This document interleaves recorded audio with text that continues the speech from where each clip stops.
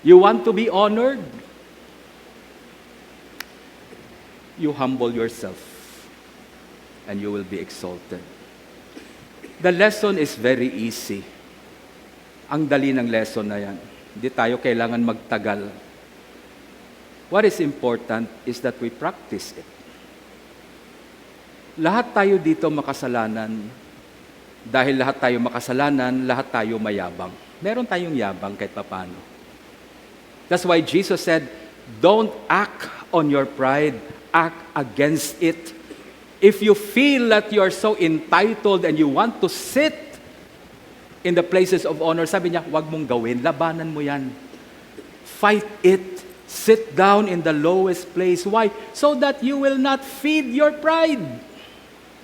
Don't keep on feeding your pride because your pride one day will control your life. Ang taong masyadong mayabang cannot speak the truth anymore because he just wants to please everyone. He wants everyone to honor him. Sometimes when you speak the truth, there will be people who will be offended. They will not honor you. Babastusin ka pa.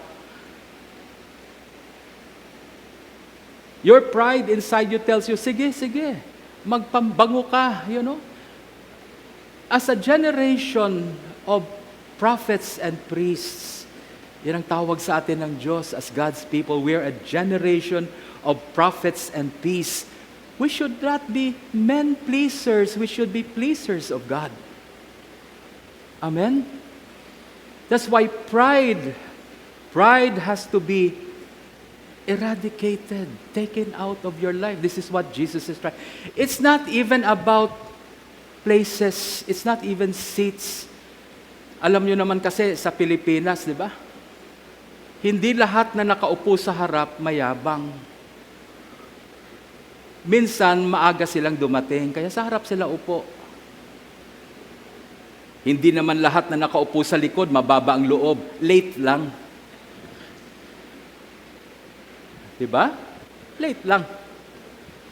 Jesus Christ is not teaching us about food etiquette or party etiquette. No, He's not teaching. He's confronting us in our hearts.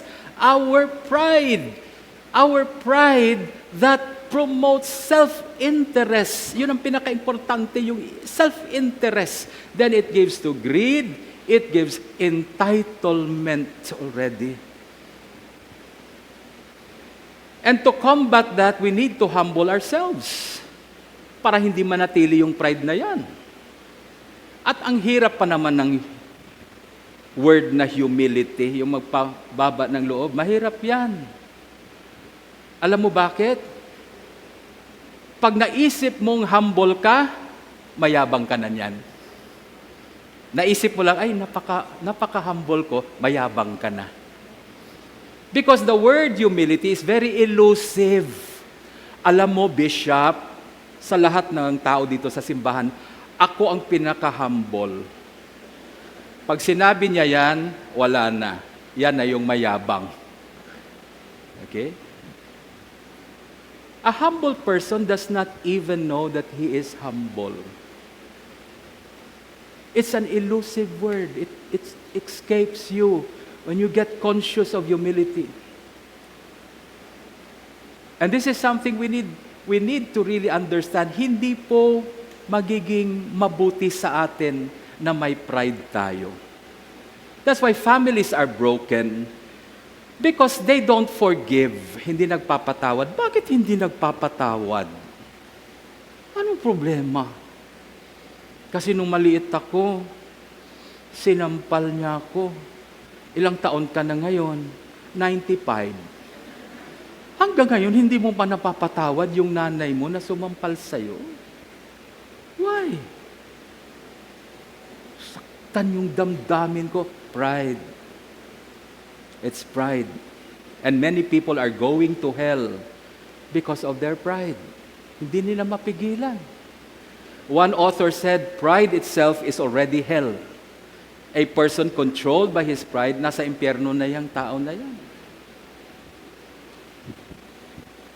I do not know, how can I say, I do not know kung paano ko malaman kung humble ako, but I know Malalaman ko kung mayabang ako. Number one symptom, and this is you try to find out. Try to find out. When you begin to emphasize your rights and entitlements, you check your heart. Baka yabang na yan.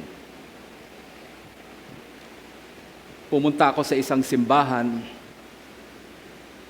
magpapa-communion ako. Sabi ko, pag communion, subo sa bibig. 'Di ba? Dito tayo. Oh. Pag ganyan ang kamay mo, ano ibig sabihin yan? Huwag isubo sa bibig, ilagay sa kamay ko. 'Di ba? Ganyan. Kung gusto mo ng subo, ganyan mo yung kamay mo at sumubo. Okay? Eto ngayon. Pagpa-communion ko, may lumapit ganyan. So, hindi ko tuloy alam. Sabi ko, ano ka ba? Dine-in or take-out? Diba? Kung subo, dine-in yan. Pag linagay sa kamay, apat take-out yan. Ano ka ba? Dine-in, take-out. And I corrected. You don't do that. Aba, ayaw, nagalit. You see? Entitlements. One day, if you find yourself being entitled, if one day talagang feeling mo na kailangan ganito, dapat ganitong gawin sa'yo, tumabi ka muna at mag-isip. Because that is pride already lurking inside your heart. Another test, malalaman mo kung umiiral na yung yabang sa puso mo. Pag ikay tinuturuan at tinutuwid and you feel agitated, nagagalit ka pag tinutuwid o pinapangaralan ka, mag-ingat din. Yabang na rin yan. And many people today will never change. Hindi talaga magbabago ang buhay. Bakit? Hindi nagbabago ang puso. Bakit hindi nagbabago ang puso? Hindi maturuan. Hindi pwedeng pangaralan. Hindi rin pwedeng ituwid. You cannot change if you cannot accept your own mistake. Take note of that. Ang hindi mo kayang baguhin sa buhay mo, yan yung bagay na hindi mo tinatanggap. You can only be corrected, you can only be straightened out, pwede kang ayusin ng Diyos sa mga bagay na tatanggapin mo. Hanggat hindi mo tinatanggap, kalimutan mo na yung pagbabago. Hindi ka talaga magbabago. Tatanda ka na lang sa simbahan, but you will never change. Magbabago lang yung edad mo, taon-taon. Pero yung buhay mo hindi magbabago. Why? Because life is about attitude.